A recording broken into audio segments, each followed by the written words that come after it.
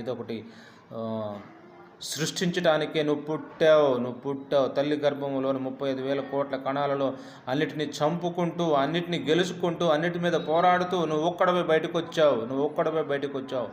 నీ కణము సామాన్యం కాదు, నీ సెల్ సామాన్యం కాదు, నీ కణజాలం సామాన్యది కాదు. నీకు రూపురేఖలు వచ్చి, అవయవాలు వచ్చి, నీకు ఒక వ్యక్తిగా, ఒక మనిషిగా, ఒక మానవ సెల్లుగా నువ్వు ఈ భూమి మీద బ్రతుకుతున్నావు. తల్లి గర్భంలో ఫైట్ చేసావు. భూమి మీదకి వచ్చిన తర్వాత ఫైట్ చేయవా? అవినీతి మీద ఫైట్ చేయవా? కరప్షన్ మీద ఫైట్ చేయవా? అన్యాయం మీద ఫైట్ చేయవా? నీ పొరుగువాడిని తంతంటే, నీ పొరుగువాతని చంపుతుంటే నువ్వు క్వశ్చన్ చేయవా? నువ్వు అడగవా? నువ్వు ఫైట్ చేయవా? వాడెవడైనా కానీ అన్యాయం అంటే ప్రశ్నించు. డియర్ యువత, సమాజంలో ఇదే నాకెందుకులే, నా వర్గం కాదు, నా మతం కాదు, నా కులం కాదు, నా వాడు కాదు, లేని